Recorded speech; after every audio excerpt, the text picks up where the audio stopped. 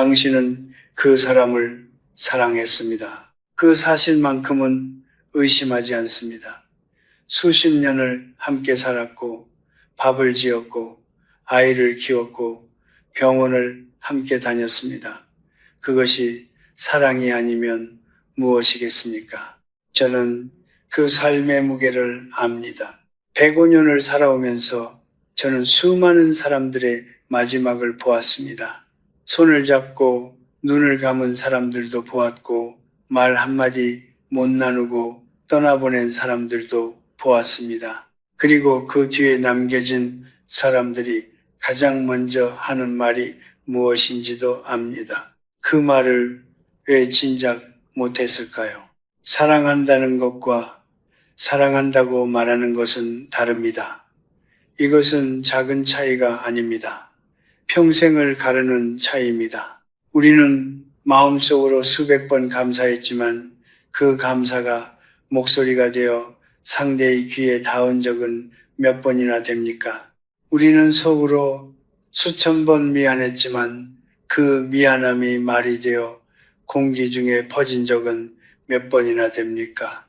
동아시아의 문화 속에서 자란 우리는 감정을 말로 표현하는 것을 어딘가 부끄럽고 사치스러운 일로 여기며 살아왔습니다. 행동으로 보여주면 된다고 배웠습니다. 묵묵히 곁에 있으면 된다고 배웠습니다. 그 믿음이 틀렸다고는 말하지 않겠습니다. 하지만 그것만으로는 충분하지 않았다는 것을 우리는 너무 늦게 깨닫습니다. 저는 오늘 당신에게 화려한 위로를 드리러 온 것이 아닙니다. 모든 것이 잘 될 것이라는 말도 당신은 충분히 잘했다는 말도 쉽게 드리지 않겠습니다. 105년을 살면서 제가 배운 것이 있다면 달콤한 위로보다 진실한 성찰이 사람을 더 단단하게 만든다는 것입니다. 그래서 저는 오늘 당신이 혼자 앉아 창밖을 바라보며 가슴 한켠에 품고 있을 그 질문을 꺼내려 합니다. 나는 그 사람에게 충분히 잘했을까? 이 질문은 자책이 아닙니다. 이 질문은 용기입니다. 자신의 삶을 정직하게 들여다볼 수 있는 사람만이 남은 시간을 진정으로 살아낼 수 있습니다. 저는 오늘 5가지 후회에 대해 이야기할 것입니다. 많은 여성들이 남편을 떠나보낸 뒤에야 비로소 마주하게 되는 그 5가지 진실에 대해서 이것은 누구의 이야기도 아니고 동시에 우리 모두의 이야기입니다. 지금 곁에 누군가 있는 분이라면 더욱 귀를 기울여 주십시오. 아직 늦지 않았으니까요. 제가 아는 한 여성이 있었습니다. 올해 82살 평생을 교직에 몸담았던 분이었습니다. 남편이 세상을 떠난 지 3년이 지난 어느 가을날 그녀는 저를 찾아왔습니다. 방 안에 들어서자마자 그녀는 아무 말도 하지 않았습니다. 그저 창가에 놓인 남편의 영정 사진을 바라보며 한동안 서 있었습니다. 그리고 나지막이 말했습니다. 교수님, 저는 그에게 단 한 번도 고마워요라고 말한 적이 없어요. 저는 그 말을 듣고 아무것도 말할 수 없었습니다. 위로의 말을 찾을 수가 없었습니다. 그녀가 남편을 사랑하지 않았기 때문이 아니었습니다. 오히려 누구보다 깊이 사랑했기 때문에 그 사랑이 너무도 당연한 공기처럼 느껴졌기 때문에 굳이 말로 꺼낼 필요를 느끼지 못했던 것입니다. 우리 세대가 그랬습니다. 감사함은 밥상에 담고 사랑은 행동으로 보여주는 것이라 배웠습니다. 말은 오히려 가볍고 낯간지러운 것이라 여겼습니다. 하지만 그날 이후 저는 오래 생각했습니다. 과연 말로 표현하지 않은 감사는 상대에게 온전히 전달된 것일까요? 우리가 마음속으로 수백 번 느꼈던 그 고마움이 아무런 언어 없이도 상대의 가슴에 닿았을까요? 저는 이제 그렇지 않다고 생각합니다. 사람은 생각보다 훨씬 더 많이 직접적인 말을 필요로 하는 존재입니다. 아무리 오랜 세월을 함께 살았어도 사람의 마음은 확인을 원합니다. 그것이 나약함이 아닙니다. 그것이 인간의 본성입니다. 저는 105년을 살면서 단 하나의 진실을 배웠다면 그것은 바로 이것입니다. 표현되지 않은 감정은 존재하지 않는 것과 다르지 않다는 것. 마음속에서 피어난 감사는 말이 되어 상대의 귀에 닿는 순간에야 비로소 완성됩니다. 그 전까지는 그저 당신 혼자만의 감정일 뿐입니다. 생각해 보십시오. 당신의 남편은 생전에 얼마나 많은 인정과 감사를 갈망했을까요? 아침마다 일어나 일터로 나가고 묵묵히 가족을 위해 몸을 움직이고 내색 한 번 없이 자신의 고단함을 삼키며 살았던 그 사람이 단 한마디 당신 덕분에 우리가 살았어요 라는 말을 얼마나 기다렸을까요? 그 말 한마디가 그 사람에게 얼마나 큰 힘이 되었을지 우리는 이제야 압니다. 너무 늦게 압니다. 동아시아 문화권에서 행해진 연구에 따르면 노년 부부 중 상당수가 배우자에게 감사나 애정을 언어로 표현한 적이 거의 없다고 답합니다. 표현을 어색하게 느끼거나 상대가 이미 알고 있을 것이라고 가정하기 때문입니다. 그러나 배우자를 먼저 떠나보낸 이들의 가장 큰 후회 가운데 하나는 언제나 이것입니다.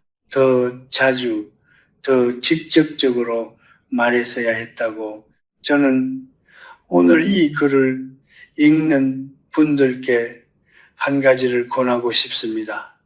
만약 지금 곁에 누군가가 있다면 오늘 그에게 말하십시오. 거창할 필요가 없습니다. 세련된 문장일 필요도 없습니다. 그저 이렇게 말하면 됩니다. 당신이 있어서 다행이에요. 그 말이 쑥스럽게 느껴진다면 그 쑥스러움이 바로 당신이 오랫동안 그 말을 하지 않았다는 증거입니다. 그리고 그 말을 더 이상 전할 수 없는 분들께는 오늘 조용히 그 이름을 불러보십시오. 마음속으로라도 말하십시오. 늦었지만 그 말은 여전히 의미가 있습니다. 사랑은 시간을 초월하기 때문입니다. 말하지 않은 사랑은 줄 수 있었지만 주지 않은 선물과 같습니다. 그 선물은 지금도 당신의 마음속 어딘가에 포장된 채로 남아 있습니다. 저는 젊었을 때 논쟁을 좋아했습니다. 아니, 좋아했다기보다는 지는 것을 몹시 두려워했다고 하는 편이 더 정확하겠습니다. 학자로서 살아온 삶이었으니 논리로 상대를 설득하는 일이 제 삶의 방식이었습니다. 그런데 나이가 들고 보니 가정 안에서 그 습관이 얼마나 많은 것을 망가뜨렸는지 보이기 시작했습니다. 상대를 이기는 것과 함께 행복해지는 것은 같은 방향을 향하지 않을 때가 훨씬 많습니다. 오히려 정반대의 방향을 향할 때가 더 많습니다. 많은 여성들이 남편을 떠나보낸 뒤 고백합니다. 살아있을 때 왜 그리도 많이 다쳤는지 모르겠다고. 지금 돌이켜보면 그 무엇도 싸울 만한 가치가 없었다고. 누가 설거지를 했는가? 약속을 또 잊었는가? 왜 말을 그런 식으로 하는가? 그 순간에는 중요하게 느껴졌습니다. 참을 수 없을 만큼 억울하게 느껴졌습니다. 그래서 끝까지 싸웠습니다. 이겼습니다. 그리고 지금 그 승리가 무엇을 남겼는지를 텅 빈 방 안에서 마주하고 있습니다. 인간은 본능적으로 옳고 싶어 합니다. 이것은 나쁜 것이 아닙니다. 자신의 가치와 존엄을 지키려는 자연스러운 욕구입니다. 그러나 가장 가까운 사람과의 관계에서 그 본능이 지나치게 앞설 때 우리는 관계보다 자존심을 더 소중히 여기게 됩니다. 그 결과는 언제나 같습니다. 싸움에서는 이기고 삶에서는 집니다. 저는 90세가 넘어서야 이것을 온전히 이해했습니다. 진정한 승리는 상대를 설득하는 것이 아니라 상대와 함께 웃을 수 있는 내일을 지키는 것임을, 부부 사이의 갈등을 연구한 여러 심리학자들은 공통적으로 이런 말을 합니다. 오래된 부부일수록 다툼의 내용보다 다툼의 방식이 관계를 망친다고. 무슨 말을 했느냐가 아니라 어떤 표정으로 상대를 바라보았느냐가 상대의 마음속에 훨씬 깊이 새겨진다고. 당신이 내뱉은 차가운 한마디, 피곤하다며 돌아선 그 등이 그 사람의 마음에 얼마나 오래 머물렀을지를 우리는 좀처럼 생각하지 않습니다. 그리고 세 번째 후회가 있습니다. 이것은 두 번째 후회보다 더 아프게 남는 경우가 많습니다. 남편의 몸이 보내는 신호를 알아채지 못했던 것, 혹은 알아채고도 외면했던 것에 대한 후회입니다. 요즘 좀 피곤한 것 같더라고요. 그런데 저도 바빴고 그 나이엔 다 그런 줄 알았어요. 저는 이런 말을 수없이 들었습니다. 밥맛이 없다고 했는데 그냥 넘겼고, 잠을 못 잔다고 했는데 스트레스 때문이려니 했고, 자꾸 숨이 차다고 했는데 나이 탓이려니 했습니다. 그리고 어느 날 갑자기 병원에서 너무 늦었다는 말을 들었습니다. 저는 이것이 단순한 부주의가 아니라고 생각합니다. 우리가 가장 가까운 사람의 고통에 둔감해지는 것은 그 사람이 항상 거기 있을 것이라는 착각 때문입니다. 낯선 사람의 기침에는 걱정하면 매일 곁에 있는 사람의 한숨에는 무뎌집니다. 익숙함은 때로 사랑의 눈을 멀게 합니다. 곁에 있다는 사실이 관심을 기울이지 않아도 된다는 허락이 되어버립니다. 몸의 신호는 거짓말을 하지 않습니다. 사람의 몸은 무너지기 전에 반드시 먼저 말을 합니다. 조용히 반복해서 때로는 애원하듯이 그 말에 귀를 기울이는 것, 그것이 수십 년을 함께 산 사람이 서로에게 해줄 수 있는 가장 실질적인 사랑의 행위입니다. 이 두 가지 후에는 서로 다른 모습을 하고 있지만 뿌리는 같습니다. 나 자신이 너무 앞에 있었던 것입니다. 내 감정, 내 피곤함, 내 바쁨, 내 오름, 그 모든 나의 뒤에 상대는 조용히 혼자였습니다. 그리고 우리는 그것을 그가 떠나고 나서야 보게 됩니다. 이기려 자지 마십시오. 그리고 눈을 크게 뜨십시오. 지금 곁에 있는 사람이 당신에게 무언가를 말하고 있을지도 모릅니다. 말이 아닌 방식으로 함께 산다는 것이 무엇인지 저는 오랫동안 잘못 알고 있었습니다. 같은 지붕 아래 잠들고 같은 식탁에서 밥을 먹고 같은 텔레비전 소리를 들으며 저녁을 보내는 것, 그것이 함께 사는 것이라고 생각했습니다. 하지만 105년을 살고 나서 저는 압니다. 그것은 함께 있는 것이지 함께 사는 것이 아닙니다. 몸이 같은 공간에 있다는 사실과 마음이 같은 곳을 향하고 있다는 사실은 전혀 다른 이야기입니다. 많은 부부들이 그렇게 삽니다. 아니, 그렇게 살다가 끝납니다. 아침이면 각자의 할 일로 흩어지고 저녁이면 각자의 피곤함 속으로 사라집니다. 대화는 줄어들고 줄어든 대화에 아무도 이상함을 느끼지 못합니다. 왜냐하면 그것이 너무도 천천히 일어났기 때문입니다. 어느 날 갑자기 멀어진 것이 아닙니다. 매일 조금씩, 아주 조금씩 서로를 당연하게 여기는 습관이 쌓이고 쌓여 어느 순간 두 사람 사이에 보이지 않는 벽이 생겨버린 것입니다. 일본의 한 사회학 연구에서 노년 부부를 대상으로 조사한 결과 응답자의 절반 이상이 배우자와 하루에 의미 있는 대화를 나누는 시간이 채 10분도 되지 않는다고 답했습니다. 한국의 상황도 크게 다르지 않습니다. 같은 방에 있으면서도 각자 휴대전화를 들여다보고 같은 식탁에 앉아 있으면서도 눈을 마주치지 않습니다. 우리는 이것을 사이가 나쁜 것이라고 부르지 않습니다. 그냥 일상이라고 부릅니다.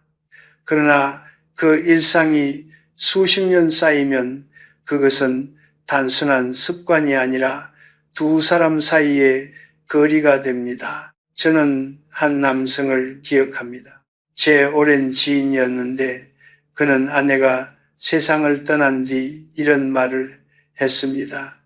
우리는 30년을 함께 살았는데 정작 여행 한 번을 못 갔어요. 항상 다음에, 나중에, 애들 다 크면, 은퇴하면 그렇게 미루다가 그냥 끝났어요. 그의 목소리에는 분노가 없었습니다. 그저 고요하고 깊은 허탈함만이 있었습니다. 그 허탈함이 저는 오랫동안 마음에 남았습니다. 우리는 시간이 항상 있을 것이라고 믿습니다. 이것이 인간이 가진 가장 달콤하고도 위험한 착각입니다. 오늘 하지 않아도 내일이 있고 오래 못 가도 내년이 있다고 생각합니다. 그러나 삶은 우리에게 그 내일을 보장한 적이 없습니다. 단 한 번도 시간은 우리가 미루는 동안에도 멈추지 않고 흘러갑니다. 그리고 어느 날 더 이상 함께 미룰 사람이 곁에 없다는 것을 깨닫게 됩니다. 함께하는 시간의 가치는 그것이 사라지고 나서야 보입니다. 아무것도 아닌 것처럼 보였던 그 순간들이 돌이켜보면 삶의 전부였음을 알게 됩니다. 함께 걸었던 골목길, 아무 말 없이 앉아 바라보던 저녁 노을, 자다가 뒤척이다 무심코 닿았던 손끝, 그런 것들이 기억 속에서 가장 오래, 가장 깊이 남습니다. 그것들을 우리는 살아있을 때 너무 작게 여겼습니다. 곁에 있다는 것을 소유라고 착각하지 마십시오. 사람은 곁에 있는 동안에도 외로울 수 있습니다. 아니, 가장 가까운 사람에게서 느끼는 외로움이 가장 깊은 외로움입니다. 같은 이불을 덮고 자면서도 마음은 서로 닿지 않는 밤들, 그 밤들이 쌓여 만들어진 거리는 어떤 사과로도 쉽게 좁혀지지 않습니다. 저는 오늘 이 글을 읽는 분들께 묻고 싶습니다. 마지막으로 아무 이유 없이 그저 함께 있고 싶어서 그 사람의 곁에 앉은 것이 언제였습니까? 마지막으로 그 사람의 이야기를 끝까지 휴대전화를 내려놓고 눈을 마주치며 들은 것이 언제였습니까? 마지막으로 아무 목적 없이 그냥 함께 걸은 것이 언제였습니까? 시간은 나중에 만들어지는 것이 아닙니다. 지금 이 순간을 선택하는 것입니다. 함께 할 수 있는 오늘을 오늘 살지 않으면 그 오늘은 두 번 다시 오지 않습니다. 그리고 그것이 사라지고 난 뒤에야 우리는 그것이 얼마나 소중했는지를 알게 됩니다. 항상 너무 늦게 지금 곁에 있는 사람에게 오늘 먼저 다가가십시오. 거창한 것이 필요하지 않습니다. 그냥 옆에 앉으면 됩니다. 그냥 이름을 불러주면 됩니다. 그 작은 선택이 훗날 당신이 후회하지 않아도 되는 하루를 만들어 드릴 것입니다. 사랑하는 사람을 위한다고 믿으면서 사실은 그 사람을 가장 많이 억누르고 있었다는 것을 깨닫는 순간이 있습니다. 그 깨달음은 대개 너무 늦게 찾아옵니다. 그리고 그것이 5번째 후회입니다. 저는 오랫동안 많은 가정을 지켜보았습니다. 그 안에서 반복되는 하나의 장면이 있었습니다.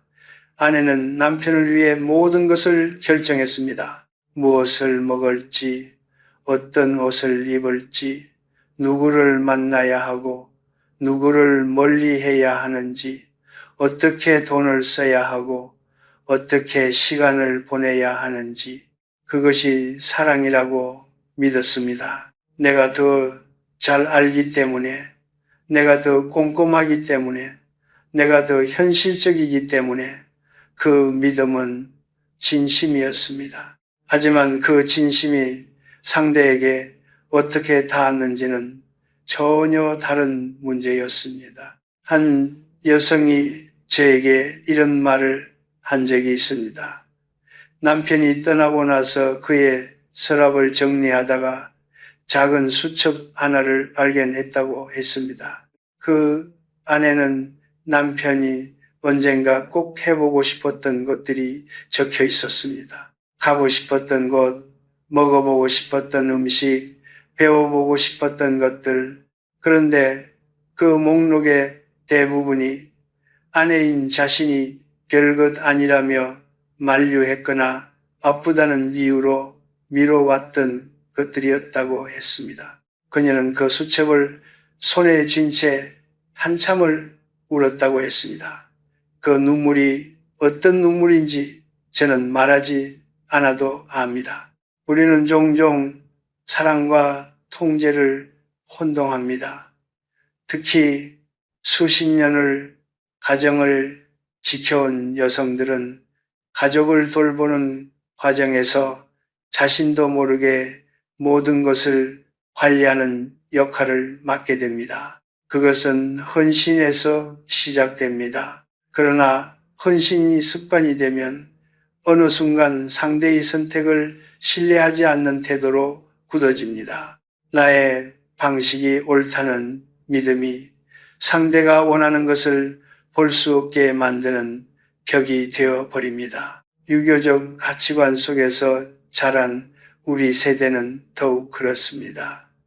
가족을 위해 희생하는 것이 미덕이었고 자신을 낮추고 가정을 위해 헌신하는 것이 사랑의 증거였습니다. 그 과정에서 자연스럽게 형성된 것이 내가 가장 잘 안다는 믿음입니다. 그리고 그 믿음은 때로 상대를 아이처럼 대하는 방식으로 나타납니다. 말은 하지 않지만 태도가 말합니다. 당신은 혼자 결정할 수 없다고, 내가 없으면 당신은 제대로 살 수 없다고. 그러나 인간은 누구나 자신의 삶을 스스로 살고 싶어 합니다. 이것은 나이와 상관없습니다. 70이 되어도 80이 되어도 사람은 자신이 선택한다는 느낌을 필요로 합니다. 그 느낌이 사라질 때 사람은 조용히 무너집니다. 말을 잃고 의욕을 잃고 눈빛을 잃습니다. 그리고 곁에 있는 사람은 그것을 노화라고 부릅니다. 성격이 변했다고 합니다. 하지만 실제로는 그 사람이 자신의 삶에서 자신을 잃어버린 것입니다. 저는 이것이 악의에서 비롯된다고 생각하지 않습니다.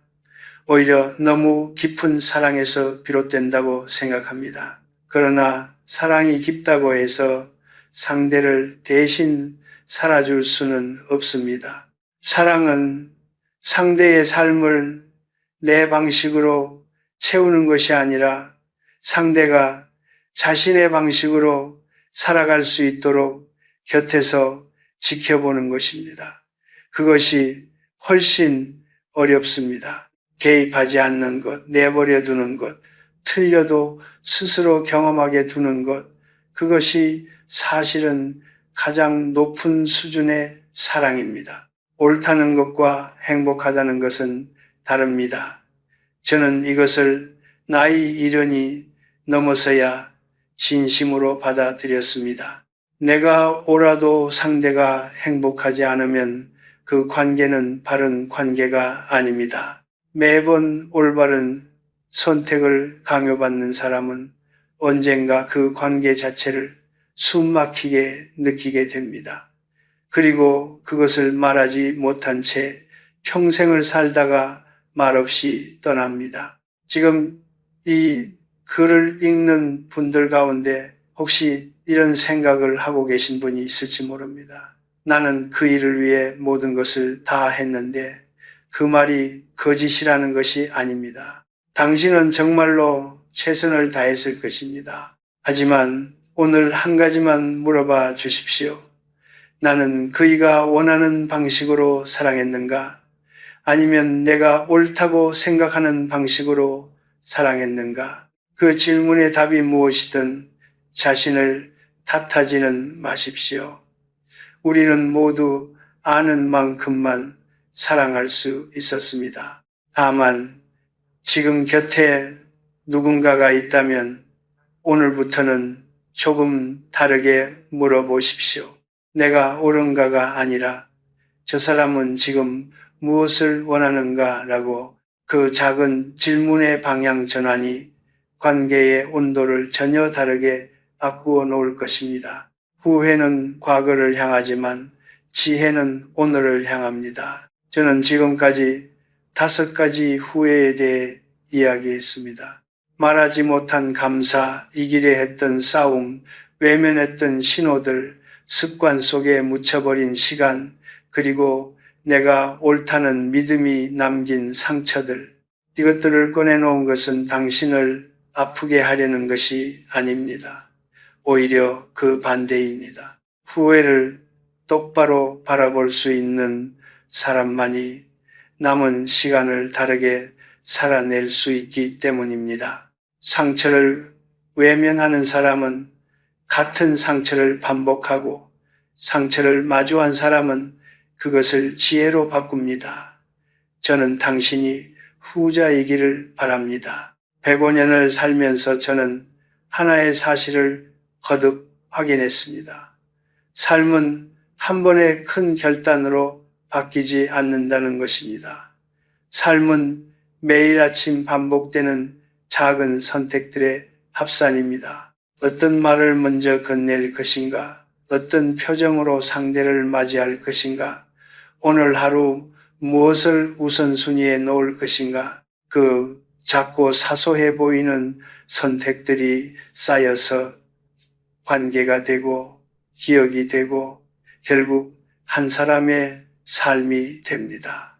그러므로 변화는 거창한 곳에서 시작되지 않습니다. 오늘 저녁 식탁에서 오늘 밤 잠들기 전에 오늘 아침 눈을 뜨는 그 순간에서 시작됩니다. 저는 오늘 3가지를 권하고 싶습니다. 화려한 조언이 아닙니다. 제가 100년의 세월 속에서 직접 보고 듣고 느끼며 다듬어 온 것들입니다. 첫 번째는 하루에 한 번 이유 없이 먼저 말을 거는 것입니다.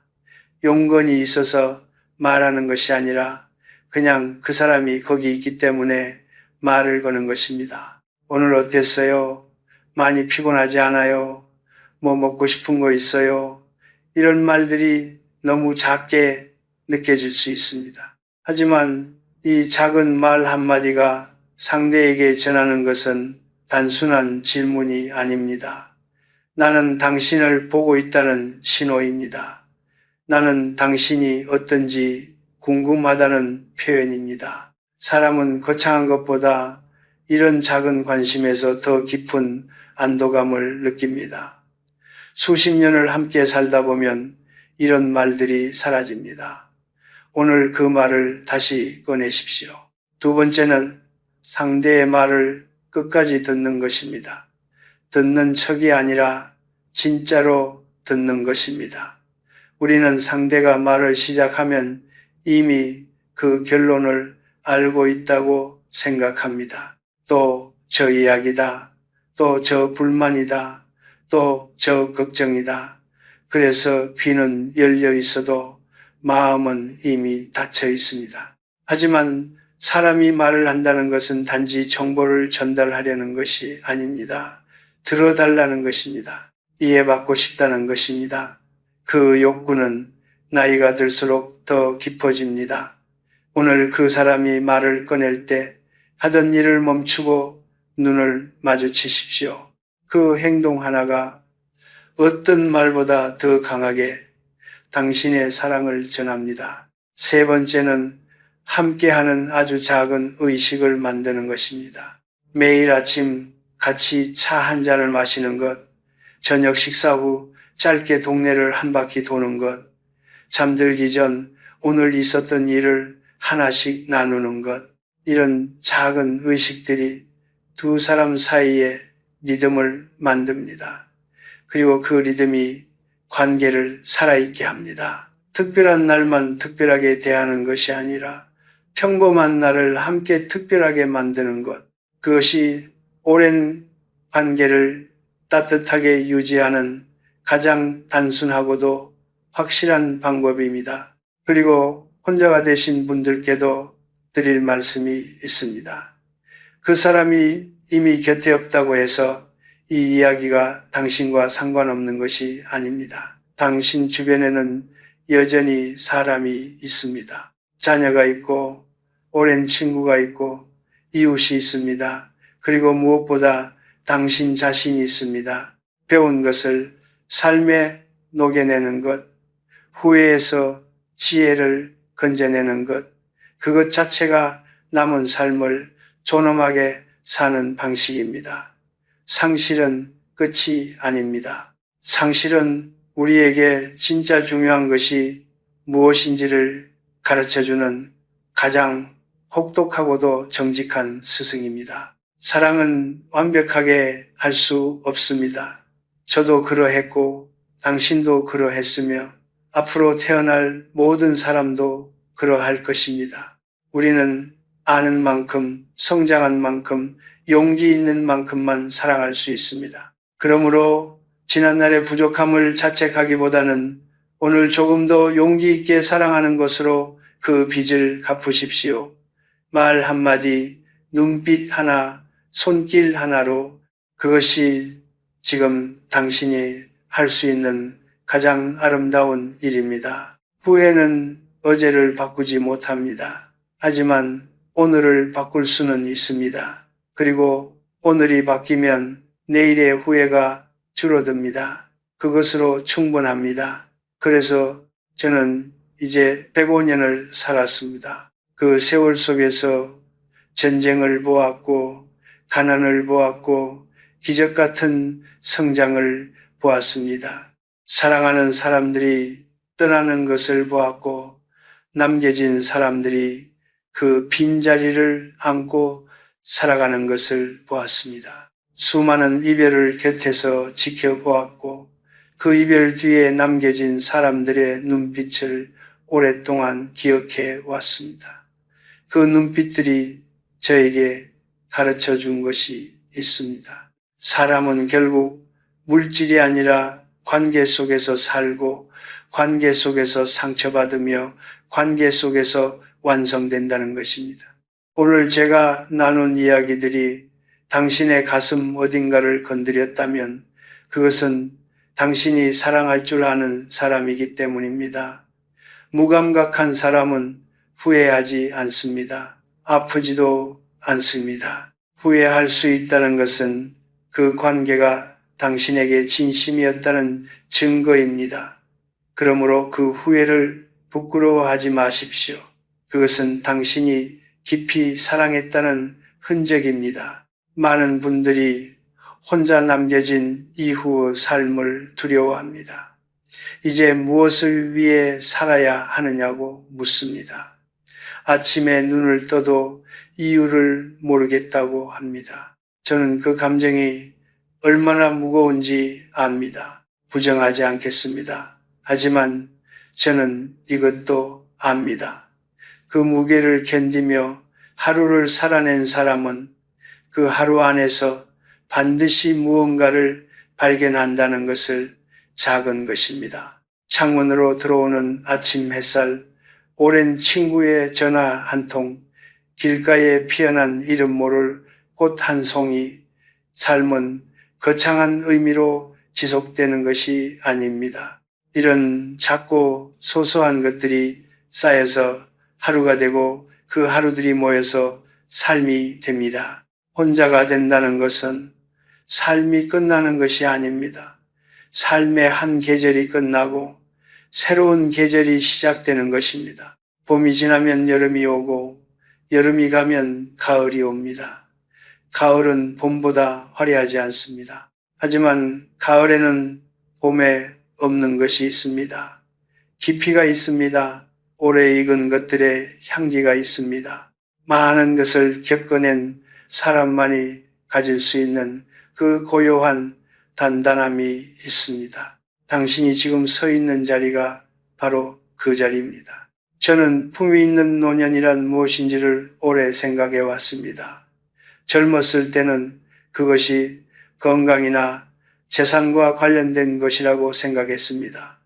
그러나 지금은 압니다. 품위 있는 노년이란 자신이 살아온 삶을 정직하게 바라볼 수 있는 용기를 가진 것입니다. 후회를 인정하되 그것에 짓눌리지 않는 것입니다. 상실을 받아들이되 그것에 삼켜지지 않는 것입니다. 그리고 남은 시간을 두려움이 아니라 감사함으로 살아가는 것입니다. 그것이 진정한 자유입니다.